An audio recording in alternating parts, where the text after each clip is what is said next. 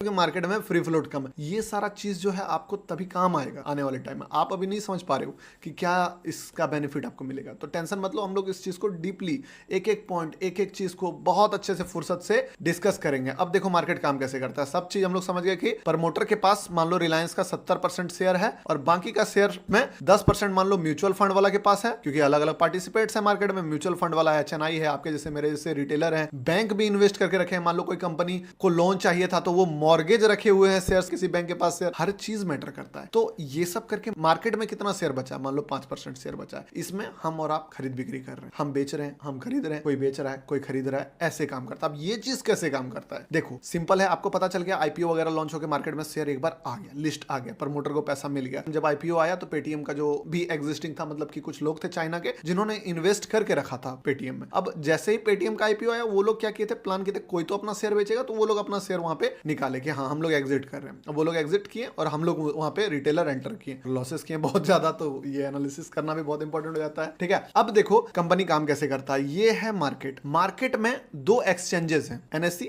BSE। India का market में बात करें, बाहर के मार्केट में भी है, New York stock exchange, cotton exchange, बहुत तरह का। यहाँ इंडिया में अगर आप बात करो इक्विटी के लिए तो BSE और NSE। अगर आप कमोडिटी करते हो तो MCX है, ठीक है, क्रूड ऑयल, गोल्ड वगैरह ये सब जो ट्रेड होता है। तो अब मार्केट आपको दे दिया एक्सचेंज NSE BSE, इसके थ्रू आप बाय सेल कर सकते हो। मोस्टली कंपनी दोनों में होता है, जो कि मेन कंपनी आपको दोनों में मिल जाएगा, बट NSE में लिक्विडिटी थोड़ा ज्यादा है, तो इसीलिए हम लोग NSE में ही ट्रेड करते हैं। अब कॉन्सेप्ट आता है ब्रोकर का। तो अभी हम लोग सबसे ऊपर किसको मानते हैं, एक्सचेंज को, यानी कि एक्सचेंज को हम लोग लिख देते हैं यहाँ पे, ठीक है, NSE ही मान लेते हैं। NSE के नीचे आ गया सारे brokers, kite app, angel one, धन, या फिर मान लो HDFC सिक्योरिटीज। अब क्या है कि इंट्राडे ट्रेडिंग हो रहा है, डिलीवरी भी हो रहा है, हर कुछ हो रहा है। अब यहाँ पे काइट में मान लो एक बंदा है राजू, जिसको खरीदना है रिलायंस का शेयर। अब वो बाय ऑर्डर और सेल ऑर्डर 2 ऑर्डर लगा सकता है यहाँ पे। जब वो काइट ओपन करता है, रिलायंस का प्राइस चल रहा है मान लो 2800 रुपया, उसको दिखता है कि आप बाय करना चाहते हो कि सेल करना चाहते हो। 2800, 2801, 2802 प्राइस फ्लक्चुएट हो रहा है। ये क्यों हो रहा है, क्योंकि बहुत सारे इसमें भी मान लो रमेश बैठा हुआ है जो रिलायंस में ट्रेड कर रहा है। एक मतलब हजार आदमी, 1-1 लाख आदमी काइट में भी बैठे हुए हैं, एंजल में भी बैठे हुए हैं, कोई धन में बैठा हुआ है, मान लो विशाल, अभिषेक, प्रकाश, नरेश, ये लोग धन में खोल के बैठे हुए हैं, रिलायंस में ट्रेड कर रहे हैं। उसी तरह एंजल में अलग अलग पार्टिसिपेट्स हैं, HDFC सिक्योरिटी में अलग अलग पार्टिसिपेंट है। तो राजू बाय लगाता है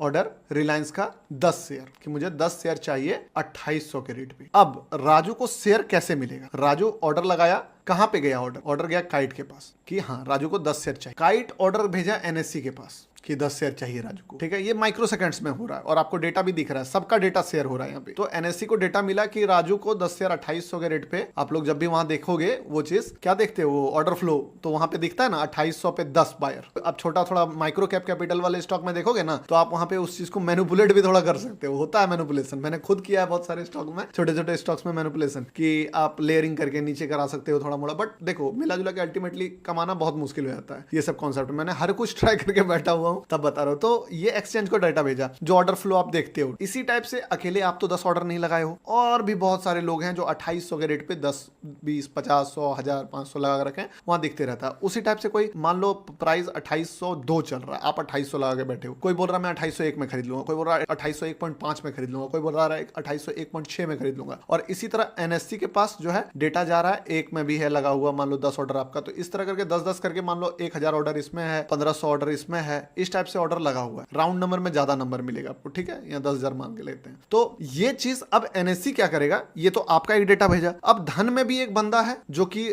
रिलायंस खरीदा था 2750 में, उसको 50 का प्रॉफिट हो रहा है, उसके पास 100 शेयर था, वो भी 100 शेयर अपना बेचना चाह रहा है, ठीक है। तो वो भी लगाया सेल ऑर्डर। वो सेल ऑर्डर किसके पास लगाया, NSE के पास गया, कि मान लो रमेश मानते हैं ना, राजू रमेश 100 रिलायंस का शेयर बेचना चाहता है। कितना में बेचना चाहता है, मान लो 2802 चल रहा है, 2805 में बेचना चाहता है। ये भी लिमिट ऑर्डर लगा दिया यहाँ पे। NSE के पास